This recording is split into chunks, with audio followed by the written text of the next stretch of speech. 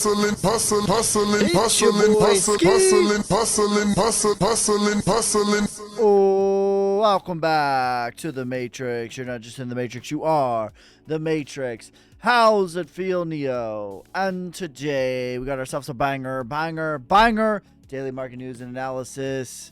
We're going over the news for today. We're gonna go look at Bitcoin, Ethereum, XRP, the DXY. And then we'll get into your guys' questions, comments, and concerns. So make sure you guys hit that bell icon, subscribe, and follow me on TikTok so you never miss a video. All right. So the top story obviously was Fed Jerome Powell. We had the meeting today, and there was no changes. And this was to be expected. The market already had this priced in to the equation, but just because it was priced into the equation and there was no changes doesn't mean that there was no quantitative easing. And we talked about this yesterday, but quantitative easing, as far as the Fed is concerned, it may not be via rate cuts or directly, but make no mistake about it, indirectly it has started. It is slowly, surely, and then all at once.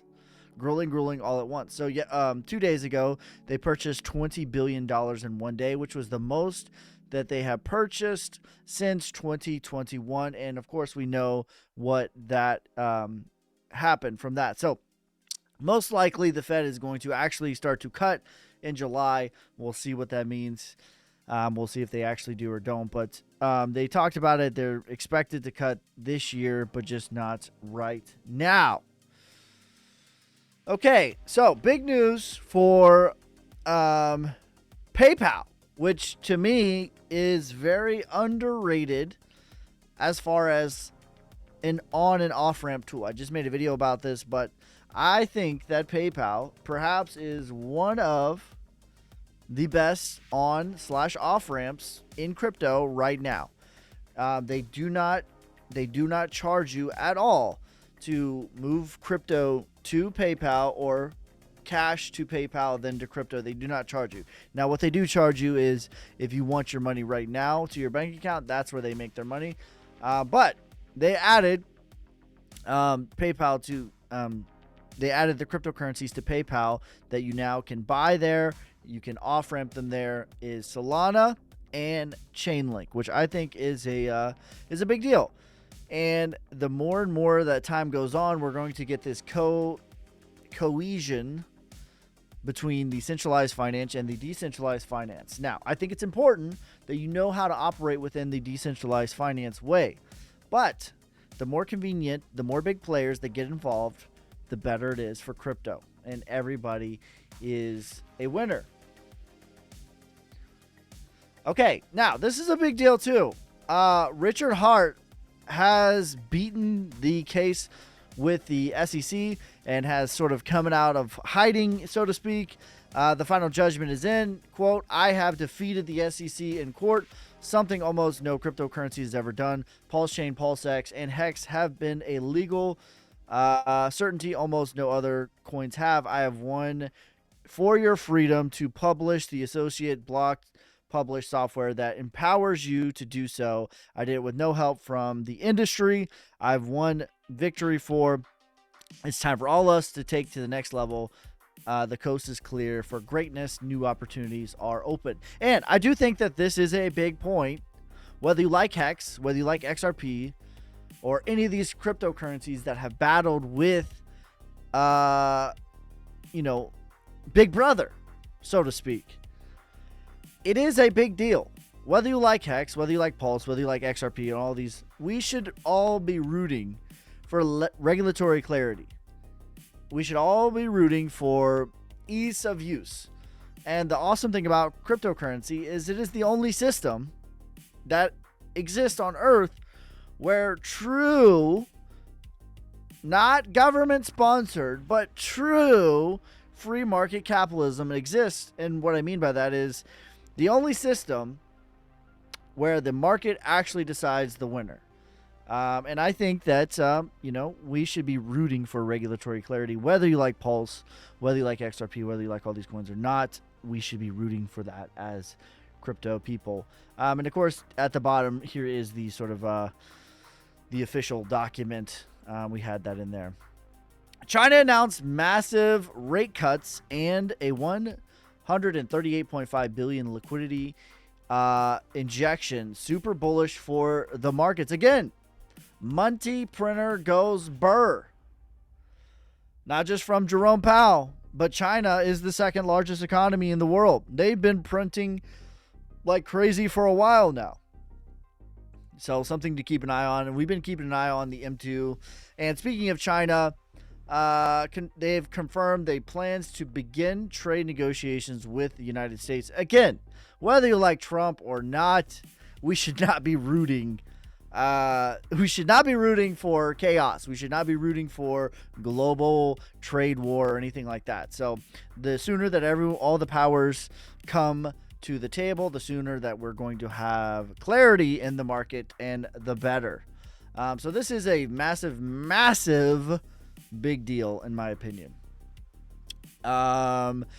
Pectra. So this was the latest update for Ethereum, has went live on the mainnet. We've spent a little bit of time talking about this in the past, but the biggest thing that this is going to allow you to do is use other cryptocurrencies gas fees, which that is the biggest problem with Ethereum. So they've sort of found a way around this. So are they going to be AOL or are they going to be Amazon? You know what I mean? So either way, I think Ethereum is still here 20 years from now, right? AOL is still here 20 years from now. The only difference is AOL was the market leader, 20, 30 years ago. And now they still exist, but they're nowhere near a market leader. They're far and away an afterthought. So we'll see. This is a good thing for Ethereum. And again, we've talked about this. Ethereum, whether you like it, love it, or hate it, we should be rooting for Ethereum success because it's going to lead off Bitcoin dominance falling. We need Ethereum to get out of the slumps for that to happen. So, and with that, let's get into the charts. And we'll start off with Bitcoin. Nice day again. Very much been honoring this trend line again on the 5 hour. We talked about this yesterday and we had a stern bounce. Someone asked me in the comments, are we going to get 88K? And I said, hey, that is plausible, but I don't think it's probable. Just understanding and knowing how Bitcoin behaves. And how does Bitcoin behave? When you break it down trend, it kind of just gruels its way higher. And this might be it right here. 91.7, that might be it. So it's still in the realm of possibility, but I don't think it's probable at this point at all. And we're at the 618. We're making higher lows. Can we make a higher high? Which it's flirting with it right now. It's flirting with the danger, so to speak. And the higher high would be 97,988. We might do that on this live stream. We will see. It's not that oversold on the 5 hour at all by any stretch of the imagination. And I would say if we get a higher high, I would say we're not coming back to 88 anytime soon. Maybe not ever. I wouldn't rule out ever, but anytime soon before we make our true proper leg up. But ultimately, that next leg up is going to be, this is deep in accumulation. We've been talking about this ad nauseum. But 118, that is the next big move. And that's what I'm going to be keeping my eye on. The one thing that Bitcoin dominance, just still going, still working on that UTAD. A lot of that is because of Ethereum's lackluster performance. But I think that the tide is starting to shift. The tide is starting to turn. This 97,000, it doesn't feel that amazing, even though going from 74,000 to 97,000 is hard to overstate how big of a deal that is, but it just doesn't feel awesome from retail's perspective, and it's not going to until we make new all-time highs. So Bitcoin being where it's at a big level, the 702 Fibonacci retracement. It's a massive level, and also a psychological level, 100K. Now, someone made the point earlier, maybe a few days ago, we've already broken through 100K.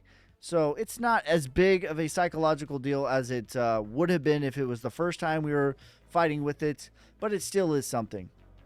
But ultimately, to me right now, Bitcoin dominance is still just working its way on the final leg of phase C, which of course I'm talking about Wyckoff distribution, which measures it measures the top. So right here is what we're talking about here. Bitcoin just did this. Accumulation is somewhere in phase D. The next is phase E, which will take us to 118K. In my opinion, Bitcoin dominance is working on phase C of distribution, which is right in here. And a key level that I have marked out here is 65.8%. That is going to be the 1618 micro. I would be shocked if we get above this. Now, I said that over here as well. But the fact of we've already gotten the buying climax, we've already gotten the up thrust, we've already gotten the UTAD, and Bitcoin is nearing, like, it's much closer to all-time highs than it is not. You know what I mean? Like, we are within striking distance of being at an all-time high, much closer than what we think. So 13% of an all-time high, where, 22% where we just were. So that's the perspective that we have to keep. Ethereum still chopping here. We found a little bit of support here on this. Again, we're back testing it again. So can we make a higher high as well for Ethereum? What I would like them to see is taking out 1,850. That would be a higher high for Ethereum. Ultimately, that's going to be a big factor in Bitcoin dominance and it really starting to roll over. DXY still chopping here. This to me was your bottom for the DXY. Super oversold over here. And this clearly was, you had a divergence here. But the question is, where are we going to go with the DXY, which measures the strength of the US dollar? Are we just going to have a dead cat bounce to 103 and roll back over? That's what I predict. That's what I think is going to happen. We talked about China and their... I don't know why that's not showing up, but we talked about China and they're printing money, but the M2 for that is at an all-time high. This, to me, is your bottoming structure. This is the total market cap right here, what we're looking at. This is the bottoming structure. You also had a bullish divergence here. So this is your selling climax, your secondary test, and your spring. This is your move out of the downtrend and your chop. Just basically the same as Ethereum, although it looks a little bit better than Ethereum. My prediction for the total market cap is 6 trillion, low case 7 trillion, medium case 8.8 trillion is my bull case. XRP, still same thing. I've talked about this. It's been following this forever. My prediction is we're going to break from this, but I have a plan in place if we don't. $1.80 is the line in the sand. We need to hold this as a higher low, $1.80, or that means we're going to continue to follow this. And then the Dow Jones at a pretty critical level right now. We're chopping at the 0.5 Fibonacci retracement. Okay. So are we going to make higher low here and then go higher? We need to get above the 702 would put us in the most bullish posture. And everyone talks about the 4-year cycle. That's definitely a thing. That's definitely something to consider. However, what's actually more close is Bitcoin makes an all-time high generally 45 days after the Dow Jones makes an all-time high. So this is the decider. The retracement is the decider. You're either A, going to go into price discovery, which is the 1618, or B, you're going to get rejected and reaccumulate. Okay, and with that, we'll get into your guys' questions, comments, and concerns.